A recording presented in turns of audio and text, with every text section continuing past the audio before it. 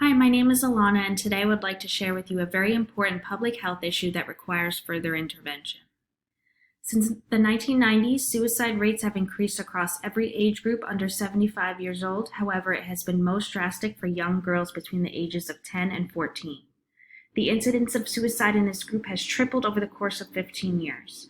There are several hypothesized reasons for the incidence rate in this group, such as earlier puberty, the addition of the black box labeling for antidepressants in 2004, economic stagnation leading to limited healthcare access, and a shift in drug use from cocaine to prescription painkillers and heroin. Many questions still need to be answered. Health indicators or risk factors for suicide in adolescent girls include psychiatric disorders, substance abuse, a family history of depression or suicide, bullying, social isolation, physical or sexual abuse, and lack of a support system. What must be considered when discussing suicide risk in adolescent girls is that they are facing peak stages of puberty. This period of life comes with significant physical, emotional, and social changes which are not easy adjustments. 75% of mental disorders appear before age 24 and are the largest cause of disease among young people. LGBTQ+ students have higher rates of suicide because they are more likely to face discrimination and bullying. As an epidemiologist, my goal is to further investigate the patterns and causes of suicide in adolescent women. Using this information, stronger interventions can be developed to combat this very important health issue. On the next few slides, I have shown what helps and hinders on all the levels of the social ecological model. So for example, in the individual level, high self-esteem, optimism, fear of suicide or death, and the use of antidepressants is helpful, whereas mental health diagnoses and low self-esteem hinders. On an interpersonal level, social support, concern for suicide, and help-seeking behavior. And what hinders is family history of mental illness or suicide, death of a loved one, and social isolation or conflict in the family. On an organizational level, effective mental health care access helps, and what hinders is barriers to healthcare access and limited antidepressant prescriptions for adolescents. On a community level, crisis support lines are helpful. What hinders is the cultural shift in drug use from cocaine to opioids and the opioid epidemic. On a policy level, a healthy economy is helpful, where economic depression is not helpful, and what also hinders is living in a location with less restrictive firearms.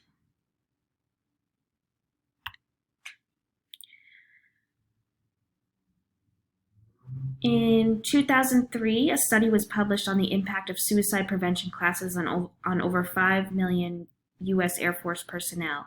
It was a quasi-experimental design that analyzed cohorts before and after the intervention. The interventions were targeted at reducing risk factors and promoting protective factors for suicide.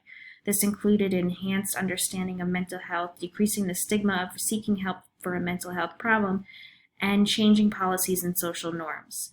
A 33% relative risk reduction was observed for suicide after the intervention.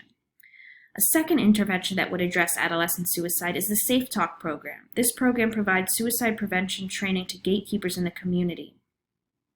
This training helps gatekeepers identify and support individuals going through crisis, as many individuals with depression do not seek assistance. In a study published in 2021, over 200 community members participated in a 4-hour gatekeeper training. Surveys were taken pre- and post-test training, as well as 6 months after the training, to evaluate the participants' knowledge, preparedness, efficacy, and reluctance to intervene. Results immediately after the training showed improved scores for knowledge, preparedness, and efficacy, confirming that community suicide prevention programs can benefit from the inclusion of gatekeeper training programs.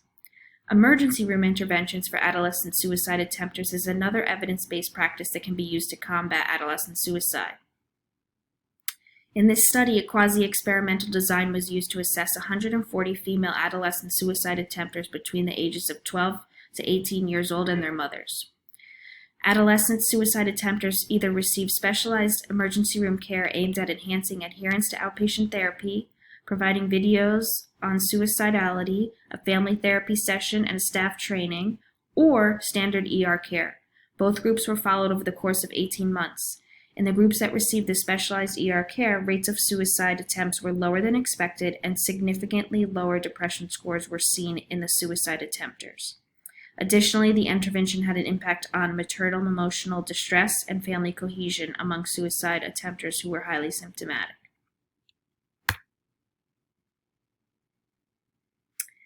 To assess if suicide prevention courses for adolescents were effective, a relative risk ratio would be calculated and compared between the intervention group and the control group.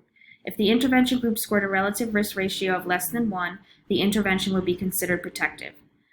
The program would be successful if the relative risk of suicide reduction was seen 5 to 10 years after implementation of the program. Data would be collected by calling study participants' families to obtain suicide outcomes since the study was first conducted. For the Safe Talk program, pre- and post-test surveys would be completed by gatekeepers to assess knowledge. Gatekeepers would also be required to record the amount of adolescents they assist each year. If gatekeepers continue to achieve passing scores on surveys and steadily increase the number of adolescents served each year, we would consider the program to be successful. The emergency department intervention would be considered successful if adolescents and their mothers increased their knowledge of outpatient suicide treatment programs and improved attendance in outpatient sessions. Surveys would be given before and after emergency department treatment with questions regarding outpatient programs. Outpatient settings would be keeping track of adolescent attendance annually to see if participation improves. The study on suicide prevention classes was conducted on active Air Force personnel aged 18 plus who were primarily men. Talking points within the interventions would need to be adjusted to better fit the need of adolescent girls. For example, issues or fears around social pressure and fitting in would be a major focus. Additional challenges including finding the right place and time to provide the intervention and obtaining adequate funding for the program. Ideally, the program would be provided to all students during school hours. However, funding for mental health in public school systems is limited.